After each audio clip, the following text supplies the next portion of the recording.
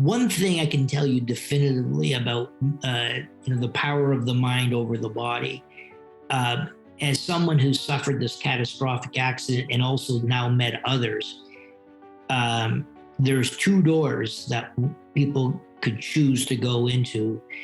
And, there's 90% that choose to go into a very dark door and 10% going into an enlightened door. And what's interesting is the folks who go into the enlightened door, you see the recovery of their mobility much greater on average. And you say, wait a minute, well, John, it's the reverse. They're getting their mobility and hence they go in the door. But no, because the mobility, the return of mobility takes years to be achieved. I'm still in this process almost 2 years later. But you cannot do the things that you need to do if you don't have your mind in the right place. Why do I say this? Well, the doctors don't understand this, but the very good doctors like Michael Failings, who knows more about this than anyone in the world, and yet says there's still so much we don't understand. And welcome to another installment of Behind Greatness by Inspire. It's Luciano here as usual as your host. And as usual, please want to remind you to, I actually included the please before I wanted to ask the please. So please do rate us and share the episodes, share all of the episodes with your family and friends. Again, this is how we want to grow. This is how we're growing, and we're getting feedback all over the world. And it feels good. And it feels right. So what you're doing out there, listener, is great, and we're grateful. And if you want to donate, as we're also a registered charity, thank you to Veritas Corp. You can just visit us at behindgreatness.org and see for yourself how to do that. As a charity, obviously, we issue tax receipts, so that's always a good thing. But as usual, I also do want to thank you for your auditory companionship. Keep on tuning in every week. Every Wednesday morning, as our regular listeners know, we launch a new episode with another interesting person around the world. And this interesting person is in the same part of the world as I am, sitting in his office in Toronto. And his name is John Ruffolo. So we'll learn a little bit about John. John is the founder and managing partner of Mavericks Private Equity, a private equity firm focused on technology-enabled growth and disruption investment strategies. As a firm run by entrepreneurs, funded by entrepreneurs, and for entrepreneurs, Mavericks is investing out of its inaugural fund in the areas of health and wellness, financial services, transportation and logistics, live, work, play, and learn, and retail. John was also the founder of OMERS Ventures and co-founder and vice chair of the Council of Canadian Innovators. Over the course of his leadership as the CEO of OMERS Ventures, they invested over $500 million in US dollars, in over 40 disruptive technology companies across North America, including Shopify, Xanadu, Wattpad, Wave, Hootsuite, Rover, Design to Learn, DuckDuckGo, and you name it. Before joining OMERS. In addition to being a partner at Deloitte, John was also their global thought leader, global tax leader, and Canadian industry leader for their technology, media, and telecommunications practice, and a member of the board of directors. Prior to Deloitte, he was also a partner at Arthur Andersen. Throughout his career, John continues to be recognized for contributions to the growth of the technology sector and expansive vision of Canada's economy. In 2014, he was recognized as Canada's number one of 100 most powerful business people by Canadian Business Magazine, and was selected as one of Toronto's 50 most influential people 3 years in a row in 2015, 16, and 17. And in 2008 was honored with the Order of Merit of the Italian Republic, making him a fifth-class knight. In 2020, he became a fellow of the Chartered Professional Accountants of Ontario. Welcome, John. Welcome. John, what is a fifth-class knight? And why aren't you a first-class knight? I know. What the hell? Uh, so it's a knighthood from Italy. So you're called a cavaliere. Uh, Mhm. for those of you who don't know, cavaliere is a horseman in Italian, and it's the equivalent of getting a knighthood in the UK. And there's five classes, and you usually start at the fifth class and you move up to the first class, unless you're a very important person like a Luciano Pavarotti who jumped right to a first class. But it's really the highest awarding of honor by the Italian Republic. Uh, Sorry to follow up with that. Why? How did that come to pass? It's funny, like my mother, I asked my mother, can you ask your friends in Italy what the hell this is? Because I never heard of it before. And my relatives said, yeah, we know what that is. Why the heck did Why do you they have it? offer? John, that's what my mother said. She goes, why did you get it? What they also recognize is folks of Italian heritage that are doing things around the world Mm. to directly or indirectly improve society, and that will include Italian society. So it was really around the innovation and entrepreneurship activities that I was doing mostly in North America, but then expanded a lot of my activities over to Europe. Let's talk about that because you lived in a self-described cocoon for a while, and, Yes, yes. and you started to explore the world on Bay Street. So Bay Street for non-Canadians is kind of the equivalent of Wall Street in New York. Bay Street in Toronto, that Yes. is. So a very typical immigrant story, and very typical of an Italian immigrant story. Both my parents immigrated from Italy in the mid 1950s, which was a very popular time when Italians emigrated uh, to Canada in very large numbers. And because it was largely the most impoverished Italians that would emigrate, they had to cocoon with one another in concentrated neighborhoods. And it's fascinating that many of them had never bothered to learn English because they didn't have They to. didn't need to. Right. And so they would be self sustaining, whether it came to food, their residence, etc. And as a result of that cocooning behavior, I didn't realize that I was cocooned from the perspective of my elementary, my high school, and my university were all within 2 kilometers of each other. Uh, my work that I did all throughout was within that same 2 kilometers of where I lived. And so essentially, for the first, I would say, approximately 20 years of my life, despite being in a large city, really didn't have to go too far away in order to live. And it wasn't until I was in my third year university where I made the break and decided to bust out of the cocoon to what you just said is the equivalent of Canada's Wall Street, and was both mesmerized about the possibilities, but also very quickly saw that I wasn't exactly normal compared to the folks already existing or pre-existing on Bay Street. I don't think you mean to use the word normal because what I liked about your story. So I kind of knew your story, kind of. Let's say surface level until you and I met and we chatted. But what I appreciated from your story, well, there's a few things, but we'll start to uncover this in the conversation. But one of them was you went from cocoon to kind of building your own web. Yeah. And that's actually a play on words because that's where you started your career and that's where it vaulted. But So you moved to Bay Street, professionally speaking, and you started to build a career in financial accounting. Yes, and taxation. And taxation. And you decided to bet your, these, I'm using your words.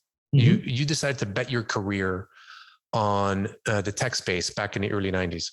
Yes. And I'm going to use a word here. I'm going to use a quote. You said in 1992, the partners you were at Arthur Andersen at the time, they laughed when you wanted to get into the tech space, Yes. but they gave you the reins anyway. So you could, yes. The question's coming up, but it could be said they gave you the reins, but they laughed anyway. Yes. Either yes. way. Yes. And and it's not in a very negative sense. They weren't being mean about it, but it was like, chuckle, go for it. And it became part of a theme throughout my career. But when I said I realized I wasn't normal, it was my perceived normal.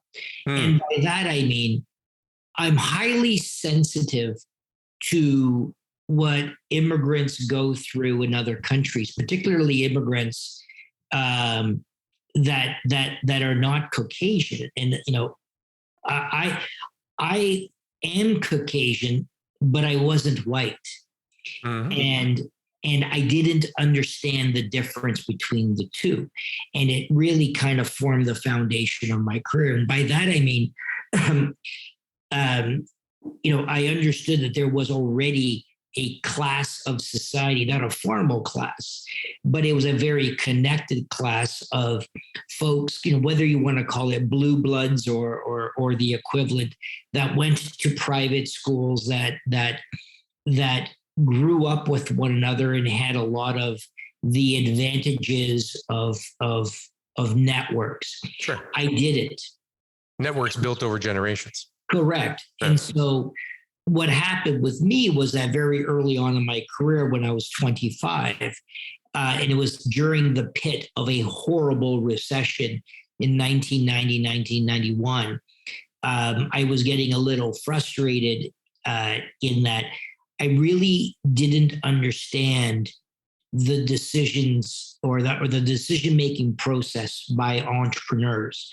So I really wanted to understand that. And so I wanted to, and the only way I could really do that, at least at the firm that I was at, if I wanted to stay there, was to become more specialized in an industry. And the problem for me was all of the leaders of the various industries were generations older than I was. And again, they were part of a network that I just didn't belong to. And it was very difficult as a 25-year-old to jump into the CEO to start to earn their trust, except one industry. And it was this crappy, shitty little industry that no one cared about, wanted to be a part of, nor understood. And it was the technology industry. And my first two clients were two smallish companies called Microsoft and Oracle. And people started to know a little bit about them, but there was really nothing in Canada at the time. So that's when I said, yeah, I'll take it. And at least I got a shot, because these folks are all, not normal either, in the sense that I didn't feel normal, and they were very close to my age. And that was really the impetus for my decision to get involved with the technology industry, and not a particular aptitude that I already had, previously possessed from a technology perspective. This is the one story that you shared with me, what you just shared with the listener right now, that got me very interested in your perspective, because even though you were not an entrepreneur by the definition of one, you were undertaking something new, that you were trying to seize an opportunity. Yes, you had a job. Yes, you eventually became partner there, but you went out on a limb, and I mean, you gave me the numbers. You said the partners were fine with you going after this business, and you said you were pounding on doors for 3 years, and it was Zero. It was tough. Like, Yeah. but you had to bill 1,500 hours to make your firm happy, but you were still spending 1,000 hours a year trying to build a business that didn't seem like it was going anywhere. Yes, that's correct. Yeah. So again, it was a little bit of a product of my upbringing, but all of my relatives, including my immediate family, were involved in the trades, mm-hmm. and largely the building trades. And the reason really is that they were unemployable. And so a number of them, really could work just with their hands, or they would start their own businesses, but largely not by choice. And as I grew up, what I was pushed towards was to become a professional, because that was the sign of breaking through and kind of being accepted in the the professional or Bay Street world. And yeah, you were kind of poking holes in the universe, right? As like an artist would. Correct. And I'd be the first one in my, broadly extended family. So I was intent on being either a banker, a lawyer, an accountant, that sort of thing. As a tool to do that. Right. But what I didn't realize is that in my blood, I had this entrepreneurial desire as well. So what I discovered in my youth was I could do both. And really, for the next 20 years approximately, in when I was in professional services, I was known as the intrapreneur of the organization, building lots of businesses, which I absolutely loved doing. But I had some of the comfort of being associated with a large organization. And so some entrepreneurs would listen to this and say, well, John's not really an entrepreneur. Look, come on, he was making lots of money. He was a professional. He was working under this big umbrella called Arthur Andersen and later Deloitte. It's easy to come to those conclusions. Very easy. And you almost don't blame people who are entrepreneurs to say that. Yes. But like an entrepreneur and like anybody who's lived life, you got hit hard. You got hit really hard at the time of the Enron scandal. Yes. And what did you say? You said it was the lowest point in your life, but the most formative. Yeah. So my career was going very, very quickly and successfully at Arthur Andersen. At the time, it was the largest professional services firm in the world. And the other half of Arthur Andersen now it's called Accenture. But Accenture was the consulting arm of Arthur Andersen. So it was growing extremely well and extremely successfully. It was a two-tier partnership structure whereby you have your normal partner, and then you have your Uber partner who was a global partner. And what is it, 30 or so, I can't remember exactly. I was invited to become that global partner, which was a foundation for the rest of my career. And so you were 30 years old? Yes. So I didn't even do that math. Wow. Yes. So 31 I would have been. It was so 31. So allow me to say this. You weren't poking a hole in the universe. You actually broke open that hole. And then when you went on the other side, you pulled the rest with you. Well, but I also found a lot of dirt on the other side. So unfortunately, as part of being a global partner, you had to buy into your partnership with a very significant amount of capital. And in my case, it was a 7-figure check, money that I don't have yet because I haven't earned enough over my career to have saved. But what you do is that you go to a bank and you borrow basically the entire amount of the capital, and then they securitize it against your partnership interest. And this is very, very common. well, 3 weeks after handing over a 7-figure check to Arthur Andersen, they announced, we had this little incident with Enron. And what ended up happening was not only did I lose all of that money, which I borrowed 100% on, and I lost that in 3 weeks. We discovered only a few weeks after that because I was a global partner, I was exposed to the liability of the global organization. And it was Arthur Andersen USA that was hit with the multi-billion-dollar lawsuit. And at the time, you were not, you had no limited liability protection. So I was exposed to not only the loss of that capital, but to unlimited to all of my personal assets, and which would force me into bankruptcy. And if you're a bankrupt, then you lose your license to practice. So your ability to generate future income is hindered. Yeah. This is all in a matter of, I don't know, 9 or 10 weeks. And like it was an unbelievable swipe. So all of that. Is this where we mentioned the other two things that were happening too at the same time? Yeah, I was getting divorced. I was getting divorced. And what was the third thing that I said? .com bubble. Oh yes. Well, yes. Oh my God, I forgot that. Yeah, and so the fiasco started in late 2000 and bubbled into 2001, and then the bubble burst.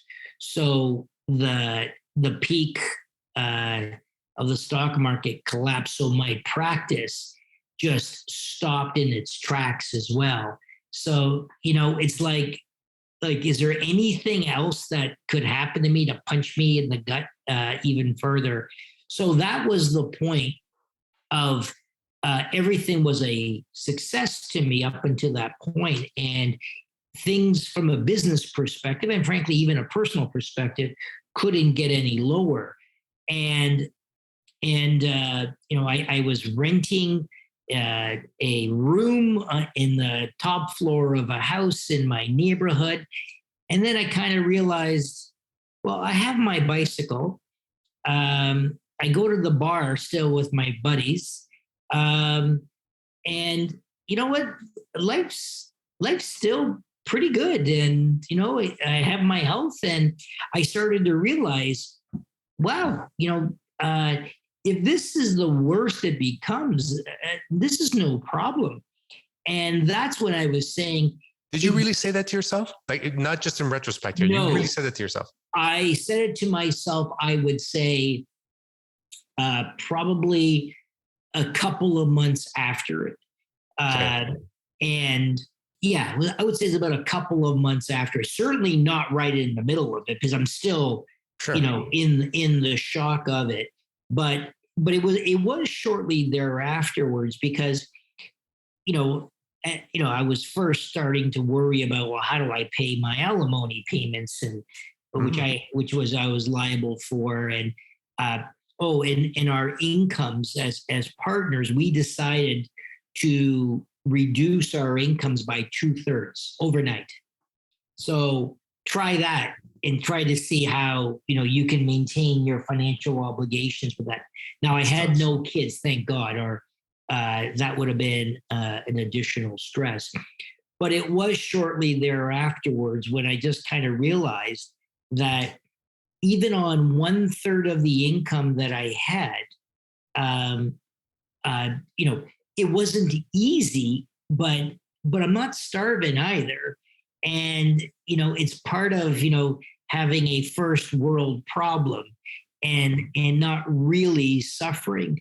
But what it did do, and then, so that was kind of step number one. But then the step number two was, we worked very diligently to engineer a merger with Deloitte. And Deloitte was unbelievable in not kicking us when we were down. Well, they were entrepreneurial and seeing the opportunity to pick up the talent in the business. They were. And I remember when we were, in process of merging Deloitte and Arthur Andersen, that's when I really came to the realization, oh my God, I got to the other side on here, and it's pretty much unscathed. And then what happened, funny enough, once the merger was done, we found out that there was no liability for us as a global partner. So all of a sudden, my unlimited liability was no longer an issue. We liquidated the assets of Arthur Andersen, and it turned out that I received every penny of my capital back. Oh, and it was all for naught. And so the lesson that I learned, I ended up not losing even a penny, and yet the merger brought it acted like a slingshot to my career, because now we were the biggest firm in Canada as well. And all of a sudden, the scrappiness that I learned at Arthur Andersen, I could apply it with the massive resources at my disposal at Deloitte. And that was the single biggest turning point in my career. So I just listened to it can't be coincidence. But so I haven't formed my ideas on it. But I just listened to this morning a short talk by Malcolm Gladwell on David and Goliath, and because you said slingshot, okay, he did research on David and Goliath in the historical context, and how we've inverted power versus the more powerful versus less powerful. We've converted it to our English-speaking lore, and he explained how Goliath, this giant, or this man that looked like a giant, was actually suffering a disease where he kept growing. And I forget what the disease that Andre the Giant had, that wrestler. Yeah. Agromaly. Right. Agromaly? Yes. Okay. And that also affects eyesight. So he couldn't see David very well approaching him. So you couldn't see that he actually had this, and it wasn't a slingshot, it was a sling. The sling, yeah. Yes. And it was the use of this sling that was his tool. This was his tool to ward off lions and predators from the sheep that he used to take care of, because he was a shepherd. And over the years, he became very adept at using this tool, and saw that this tool could be the single point of entry to have the Philistines leave their land. So he hit him right in the noggin, between the eyes, his weakest spot, took him down, and the army left. Why am I saying that? It's because we talked about the tool. We talked about the tools that you earned when you were younger in order to pierce the universe. And I think what I'm saying is that, I'm a father of two kids. I want them to do what they want. I want them to create. Doesn't matter what to do. I always want them to create, because when they create, they can create more. And when they create more, they bring more people together, and then they create more. I think that's what we need. We just need to understand what are the tools that we need. So is it our education? Is it our experience? What is it that we need in order to help pierce, so that when we pierce, the hole grows bigger, and we can let other people through, and we can grow and see the other side? Yeah, no, that's very interesting. The only thing I would add in, you definitely need the tools, but, and this is kind of part of my learning on how, I started to apply it in the investing game is, when I have a multitude of choices to invest in technology entrepreneurs, they all have the tools. They're all exceptional engineers, but there is something that tends to, make one person stand out versus the other. And it's really, persistence, adaptability. But there is this passion and hunger to solve a problem. Now, you asked me this question. What was it that allows one, in the face of adversity, to pierce that? And I do think it's this persistence. And then when I look back in my personal history, I do think it was my feeling that I was an imposter. Right. And let me tell you a story that I didn't share with you. Yeah. So first uh, on my first day or thereabouts, when I joined Arthur Anderson, I after work, I was changing in the men's bathroom to go to play some sports. And I had my shirt off, and like a Southern Italian, I have a hairy chest. And a colleague of mine comes in and he goes, and he said this not as bad as it seems, but he said, wow, do you have big Dago feet as well? And Dago, for those of you who don't know, is a derogatory racial slur for Italians, largely in the United States. And I didn't feel angry to him. I was almost astonished that somebody would have the balls to say that. Normally, if somebody said that outside of work, I would have pummeled them in the face if I didn't know them. But I was more stunned. I wasn't hurt. I honestly wasn't hurt. But I quickly realized, okay, uh, going back to that theme, I wasn't like the rest in there. Now, why was that important? Because I felt, though, that I could work harder and faster than anyone else. So it wasn't smarter, but I had far more tenacity. And I quickly became an advisor to do mergers, acquisitions, IPOs, et cetera. And I loved the art of the deal. And I remember my first real major transaction. I met folks from the other side and the leader of the other deal, and it was from a law firm. And we're just chit chatting, and I asked him, "So, are you from Toronto?" He said, "Yes." And he mentioned a private school that he went to that I actually didn't realize it was a high school. This is Upper Canada College. I thought it was a university. This is how completely cocooned I was. And he's like, "That's Jamie a Shepherd forever." Right. And then it was like, he was starting to tell me, the old adage, how do you know somebody is from Harvard? Because they tell you. Well, it's kind of like this.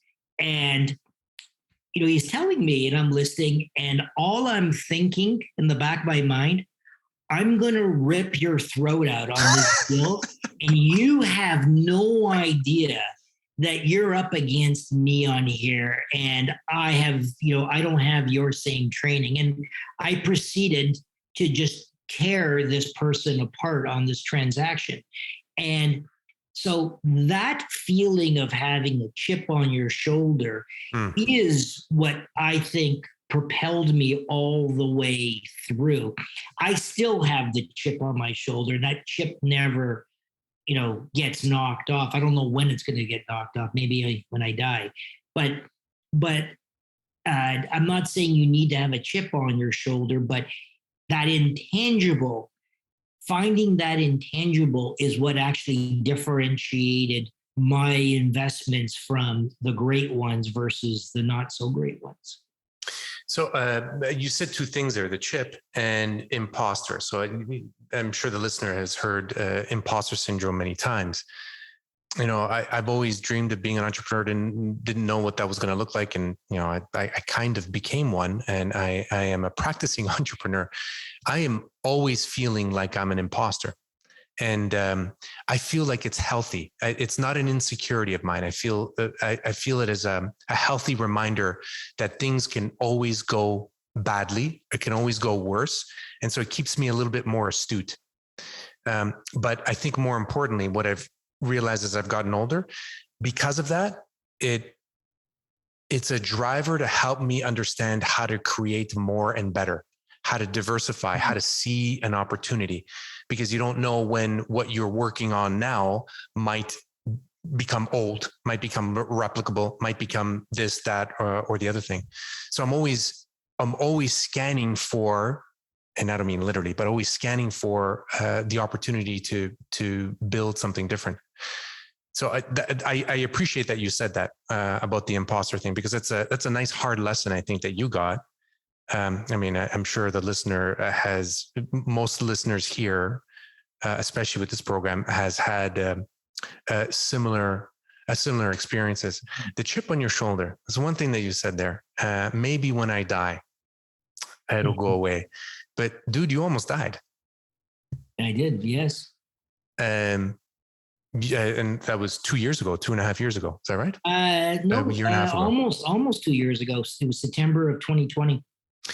And that made the news because number one, you being what you were doing in the industry, I guess gathered that attention, but also because of the sheer, as per your doctors, the sheer luck of survival.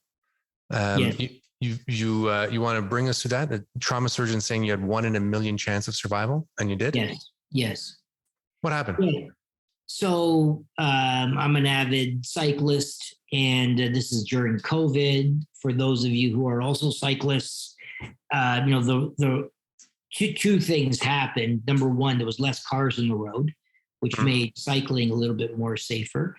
And then number two, you had to cycle on your own, really. I mean, you could cycle in a group, but you had to be, 6 feet or so, I can't remember what the rule was, apart from one another. So it didn't make it very convenient. So, in the middle of the week, this is when now I have left my role as the CEO of Omer's Ventures to build my own private equity firm. And while I'm in the middle of fundraising, which was pretty intense, I would go out for a midweek ride and kind of do a little bit of a longer ride on my own and kind of clear my head. And it was usually about 100-kilometer ride, and approximately at the halfway point, I'm out in the country on a very straight road, beautiful, gorgeous day. And out of nowhere comes a tractor trailer who stupidly was not paying attention. Still don't know what this person was doing. But out of nowhere slammed on its air brakes, which just screeching loud. And all I'm thinking is, who is this jackass on my back tire? I'm going to get off my bike and punch this guy in the face, because this is dangerous. And before I had a chance to react, hits me, takes out 2 road signs that are about 3 feet in from the road. So it was at about 80 kilometers an hour. And, my bike was unrecognizable, and about 30 feet ahead of the bike was my body. And the impact of the hitting on my back shattered my T12 vertebrae and paralyzed me. And the impact on the ground shattered the right side of my body, broke every rib in multiple places, shattered my pelvis into 6 pieces, and just broke everything you could think of. Not my limbs for some bizarre reason. And I lost 50% of my blood. A number of my organs were damaged. Kidney devascularized. So basically, you lost a kidney. I lost a lung that was filling with blood. It went on and on and on. And 2 minutes after the impact, I did wake up, which in hindsight, I didn't realize is apparently inexplicable, because the damage should have killed me instantly. And the first vision I had was, I'm not going to die on a lonely roadway by myself and I have two young kids. This is not the way that I'm going to go. And so I tried to start standing up with using my left arm and quickly realized, damn, I'm paralyzed. So I knew it immediately. I didn't know my back was broken. And I didn't know all my ribs were broken because you're still in shock. And then a witness told me to stay down. And I was transported via ambulance to a Toronto hospital, as opposed to airlifted because they needed to get me to a hospital within the hour, or I would likely pass away. So they got me, I'm fully awake on my back with a broken back, feeling every single bump along the way in utter agony. I even remember telling the ambulance attendant there with me, saying, I'm sorry, but I'm going to swear every 3 seconds. And he said, swear away. And I was like, fuck, fuck, fuck, all the way down for 25 minutes. And the last sight I remember is seeing the emergency sign and having this sense of relief that they got me to the hospital alive. And the last thing I remember is them putting an oxygen mask around me. And I was induced into a coma. And that was the last thing I remember, for the next few days. It could happen to anybody, and it happened to you. Happen to anybody. Absolutely. So thank you for sharing. You also recounted to me an experience that you had while you were in the coma. Yes.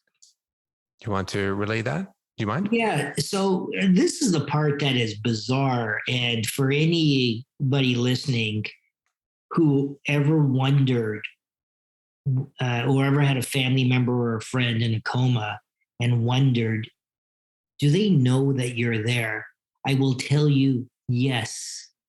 I actually heard when my wife and family was there, even though I'm intubated, I couldn't open my eyes. I remember at this point, the road rash was so bad that I was unrecognizable and I couldn't even do anything. And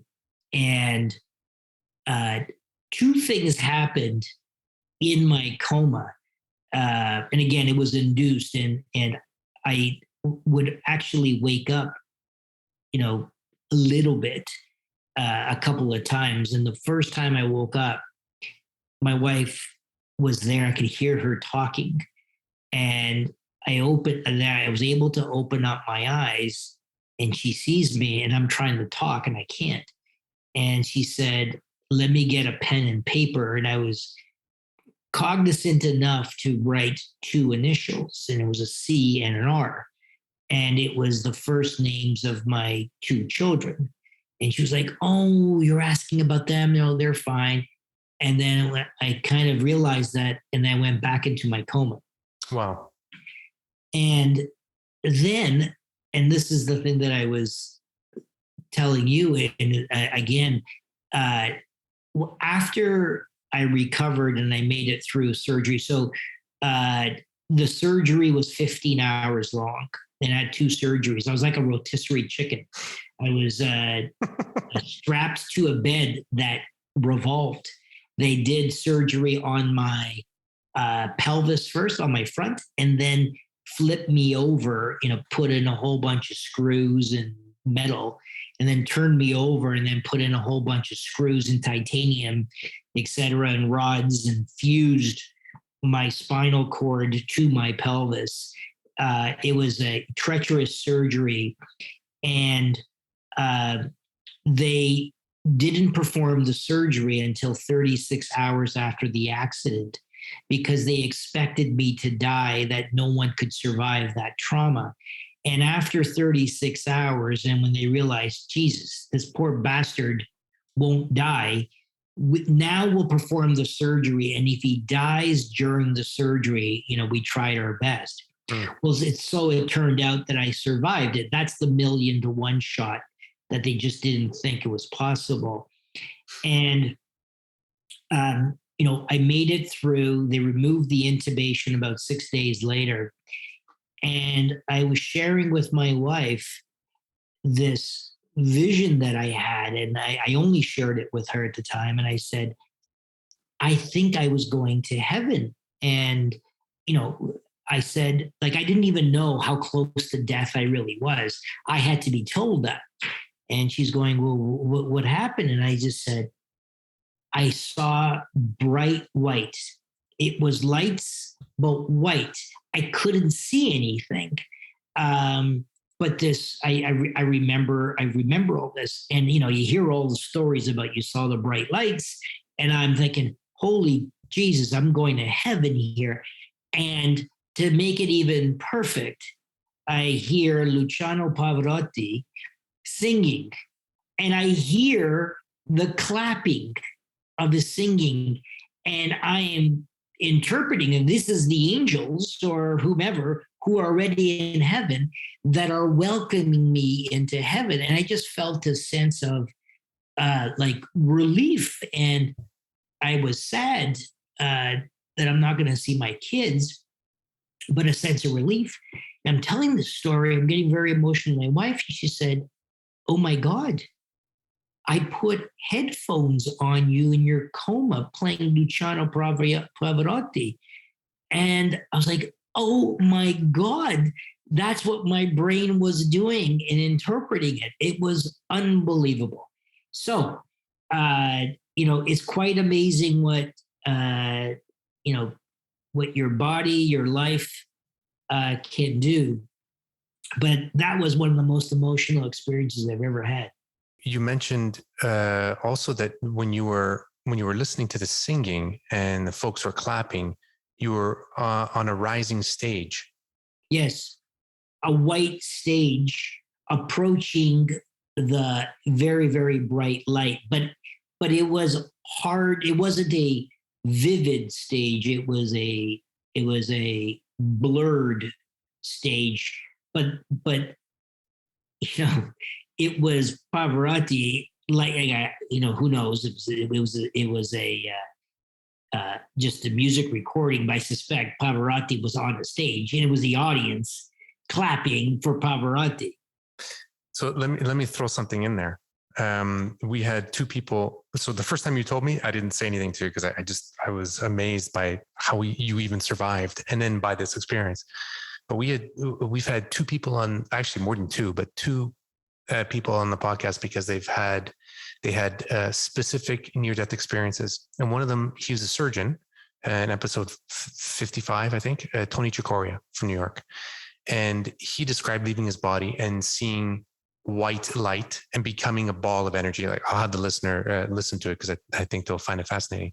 Oh. And it was amazing because when he came back, he had music in his head that he couldn't get rid of. And he said he grew up on a diet of rock and roll. He goes, I never listened to classical music, but when I came back, I was able to go to work a week later. All I wanted to do was play classical music. So that's what I did in the surgery rooms or in the operating rooms. He goes, but I had this song in my head. So he spent 12 years. He didn't do anything else. He went to work, came home, learned piano. 12 years learning piano in order to compose that song that couldn't leave his head. Wow. From that experience. Wow. Okay. So this is you telling me this has me think of Tony Chicoria. And then Natalie Sudman, again, episode in the 90s, I think, on the podcast. She's an artist, but she served a tour in Iraq. So she's part of a convoy that was blown up. She left her body. The first thing, like, she remembers many things. She recounts them in the podcast. The first thing that she remembers, that she was on a stage and people were clapping. Get out of here. In white light. Well, dude, that is bizarre. That is really bizarre. How about if I tell you my interpretation, my loose interpretation, because what do I know? Yeah. Based on what I've been learning on NDEs and then these two individuals especially, that maybe you were going to that white light maybe you were transferring over, and your wife playing the music at the same time. Maybe there was a meshing of that real physical auditory experience and the experience that you were already having leaving your body, and you had decided, like your other dimensional self decided to turn back and come back to your wife and kids. I don't know. Well, that's fascinating.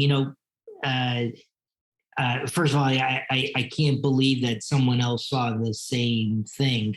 And it's so hard to explain, but it's still vivid. Like I still remember details of it.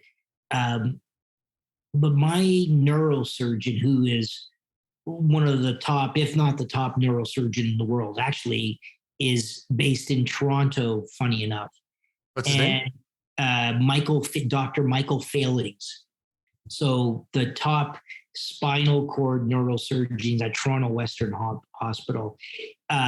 He actually did a third surgery for me to decompress my spine to give me a chance to recover some of my my mobility. And I remember, we would chat every couple of weeks or so, and I remember him turning to me one time, and he just said, "Can we just start saying, I've been doing this for 30 years. I don't understand how you survived. I really don't." Like the medical books, and there was something very specific that I should have suffocated to death. And he says that, and like, this is 101 and you did it. And I was just saying, well, you know what?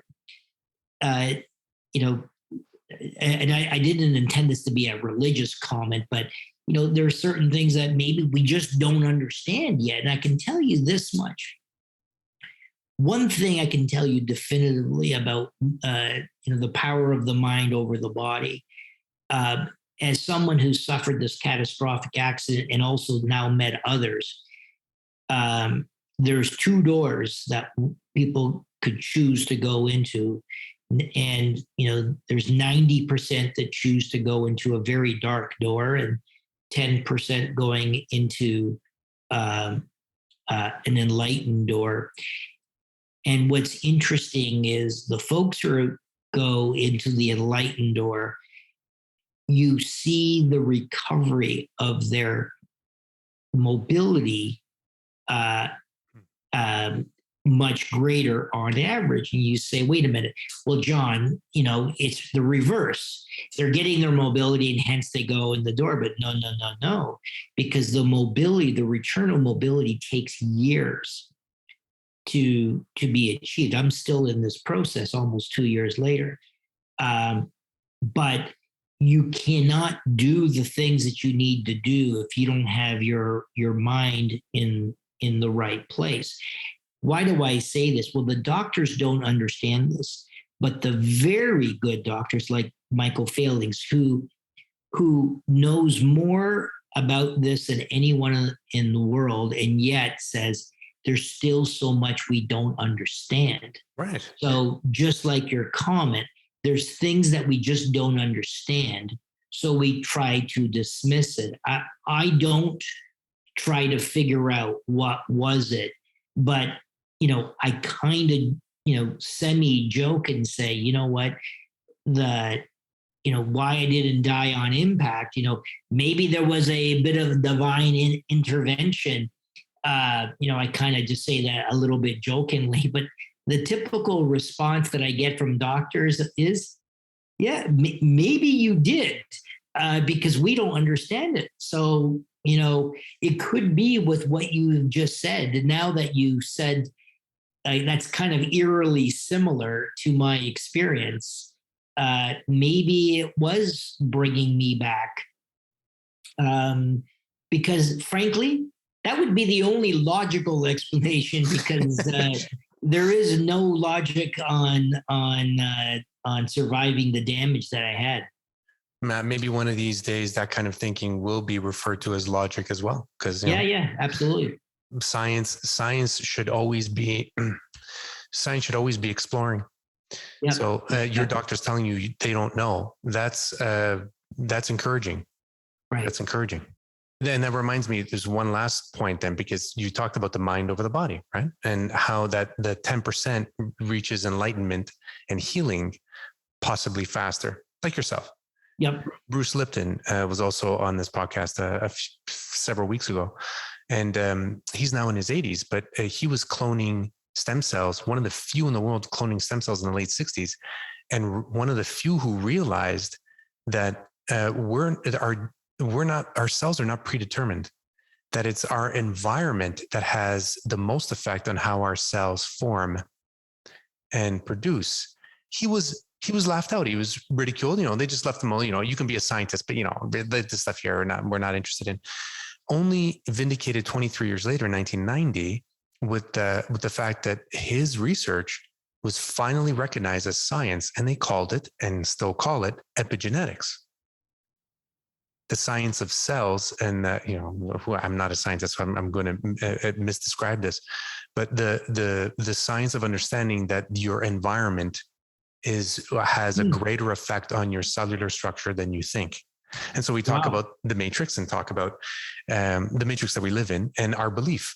So, I mean, we talked about this at the beginning of our podcast, how you had a certain belief, and you didn't realize until you were 20 that those beliefs were restricted, that you have this whole new world and a whole new beliefs to explore and to punch through. I mean, it's the same sort of thing. That's why I think your whole story is so interesting, because it's really a series of exploration and I guess different episodes of exploration, vastly different from one another. Right. Interesting. But, and now, of course, we have to say it, even though it says in your bio, you are a full-time entrepreneur. You are creating from scratch. You, John, the entity called John, is creating from scratch. Yes. So that's the penultimate test of saying, all right, now I am officially and fundamentally an entrepreneur, and let's see, am I full of shit or not? and I needed to feel the pain and the passion that I have been investing in for years, and absolutely love every single second of it. When we were talking about the first time, we're talking about your accident, the injuries, and then the kind of people you start to surround yourself with, including Rick Hansen. And then we talked about Josh Cassidy, was also on this program. And you said, you don't give a shit about being an inspiration to anybody. Yes. What do you mean by that? Well, so after the accident, about 6 weeks of my 4 months in rehab hospital, I started fundraising from my hospital bed on my back. And of course you did. Yeah. And then subsequently raised one of the largest funds ever raised in Canadian history, largely because of the loyalty of my investors, and every single one of them who had committed they were going to invest ended up investing. And I'd say, and I am very actively, back and frankly, as determined, if not more, than ever. And and part of my day is every single day I have physio, and I have it approximately 3 hours a day, every day, 6 days a week, and then I do my own exercising, like cycling and things like that. And so between 20 and 30 hours a week, every single week, and I run a fund. And, people, come to me and, are inspired by, my returning back from a catastrophic accident. But the reason why I'm pleased that somebody is getting inspiration from it, but a lot of folks do say it's quite inspirational. And, my response is, look, like, what choice do I have? Like, I need to do that, or I might as well die, because then I'm not living. So if you're finding inspiration in my body of work, let's have a discussion on that, and then explain to me what inspires you. But like, I'm just fighting to have some normalcy in my life so that I could walk again and walk to a cafe. And I never asked for that. And I would just rather uh, get it done and just go back to, I'm never going to go back to my life the way I had it before, but going to a level of normalcy. I'm just fighting for that. So, it's not like I'm angry about it, but it's just, you know, I just feel sheepish when people say that. And I spoke to Rick Hansen, for those of you who don't know, is Canada's most famous paraplegic who rode his wheelchair across Canada, and he's become a very good friend of mine. And he kind of feels the same way, in a way that he did it to raise dollars and awareness. But if he could exchange, for a new pair of legs or for a stem cell treatment that got his legs back, man, both of us would be, proverbially running towards that. Sure. And then, you're not inspirational anymore, really, right? And nor, like, that, in our view, would be transitory. The only people that I do take that inspiration, I'd say, more seriously, are those folks who've also had a spinal cord injury and are suicidal and have told me that. And the number of strangers who have told me this and who've said that I've decided to take my life seriously and try to improve myself. Now, that is inspiring someone to do something different. And that is a different story. I think you've taught me something here. Well, you've taught me many things, but just right here in this last couple of minutes, I think the people, I think, are inspired. A lot of people, including me, especially the past self, my past self, were inspired about the things people have done. But I think the real inspiration is seeing people in the process of doing. So seeing them in the process of whatever it is that they're doing, that is what is inspiring, not the results of, because the results is just the end point of what creation is. Wow. So I'm going to ask you this one last question. As I promised, it's probably superfluous because, I really had lots of fun with this discussion. So so take it as it is. We can edit it out too if you're annoyed by the question, but I still kind of want to ask it anyway. What is greatness to you? What is greatness to me? Man, if you were, let me respond this way. If you were to ask me, who inspires me, give me an example of somebody who inspires me. And I'm sure this is a common one for a lot of people, but it's Nelson Mandela. And the reason is that here's a very ordinary man who, again, didn't ask for anything other than this, simplicity of being treated fairly, and spends all the time in prison. And when he finally is released, is an older gentleman who should have been angry, wasn't really. And he found, it seemed like I don't know him or didn't know him, but it seemed like he found this inner peace after all of those years. And you talk about persistence and adaptability, and in his case, the humility of this man. Now, those characteristics are so powerful. that is an individual that I would aspire to, if I could ever be even close to that. And I would say individuals like that are far more ordinary, but ended up, doing something that was perceived as extraordinary, really inspire me. So I would call him a very great man.